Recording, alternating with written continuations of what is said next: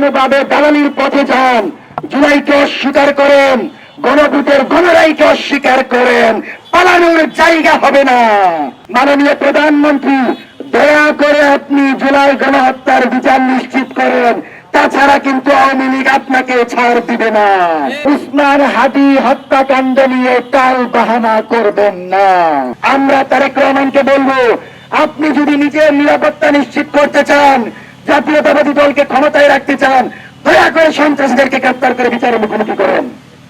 সন্ত্রাসীদেরকে মুক্ত বাতাসে রেখে এই সরকার কোনোভাবেই এই দেশ পরিচালনা করতে পারবে না।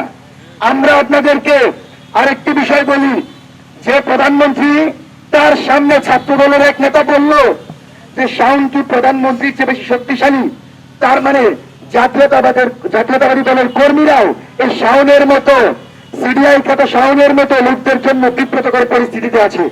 তারপরেও তারেক রহমানের সরকার কেন তাকে গ্রেফতার করলো না, আমরা সেই জবাব চাই। আমরা জানতে চাই, এই সরকার জুলাইয়ের মাসে উদীচী সহ 194টির অধিক সাংস্কৃতিক আওয়ামী সংগঠনকে কেন কোটি কোটি টাকা বরাদ্দ দিল? এই বরাদ্দ কেন দেওয়া হয়েছে, কাদের পেছনে খরচ হবে, আমরা এটা স্পষ্ট জানতে চাই।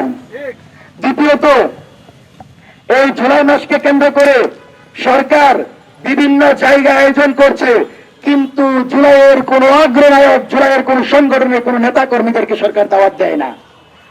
সরকার শুধুমাত্র তাদের রাজনৈতিক দলের জুলাই যোদ্ধাদেরকে দাওয়াত দিচ্ছে, যারা সেখানে দাঁড়িয়ে জুলাইয়ের পক্ষে কথা তো বলেই না, বরং প্রধানমন্ত্রী সহ মন্ত্রী পরিষদকে চাটাচাটি করে। আমরা অনুরোধ করব, এই সরকারের যদি একজন শুভাকাঙ্ক্ষী থাকে, সে একজনের মন্ত্র 24 আমার কর্মীরা, যারা এই সরকারকে রক্ষার জন্য আন্দোলনে নেমেছিল, যারা এই সরকারকে রক্ষা করার জন্য নির্বাচনের পর আওয়ামী লীগকে বিচারের মুখোমুখি করার জন্য সংবাদ সম্মেলন করে বার্তা দিয়েছিল। এরপরেও যদি জুলাই জনতাকে নিজেদের শত্রু ভাবেন, জাতীয়তাবাদী দল কিন্তু পালানোর জায়গা পাবে না। সুতরাং ওই আমাদের একজন বলেছেন, জাতীয় নেতৃত্ব 11 দলের নবী কর্নেল অলি আহমেদ বলেছেন যে প্রধানমন্ত্রী যেন ঢাকার বাহিরে না ঘুমান। আমি জানি না, হয়তো প্রধানমন্ত্রী কোনো শঙ্কা আছেন, না জেনেও ভালোবাসা থেকে বলেছি, মাননীয় প্রধানমন্ত্রী, দয়া করে আপনি জুলাই গণহত্যার বিচার নিশ্চিত করেন, তাছাড়া কিন্তু আওয়ামী লীগ আপনাকে ছাড় দিবে না। বর্তমানে আরেকটি আলোচিত বিষয় আমাদেরকে বলতেই হয়, আমরা চেয়েছিলাম যে এই সরকার জুলাই মাসের ভিতর ওসমান হাদি হত্যাকাণ্ডের চার্জশিট দাখিল করবে। যে সরকার বারবার বলছে ওসমান হাদি হত্যাকাণ্ডের উপরে এদেরকে ধরা হয়েছে, আইনি প্রক্রিয়া চলমান, কিন্তু এই সরকার এখনো চার্জশিট দাখিল করে না। দয়া করে ওসমান হাদি হত্যাকাণ্ড নিয়ে টাল বাহানা করবেন না, এবং হাদি হত্যাকাণ্ডকে যদি আপনি বিচারের মাধ্যমে সমাপ্ত না করেন, আগামীতে এটাকে কেন্দ্র করে বিরোধী দল মাঠে নেমে সরকারকে প্রত্যাখ্যান করবে।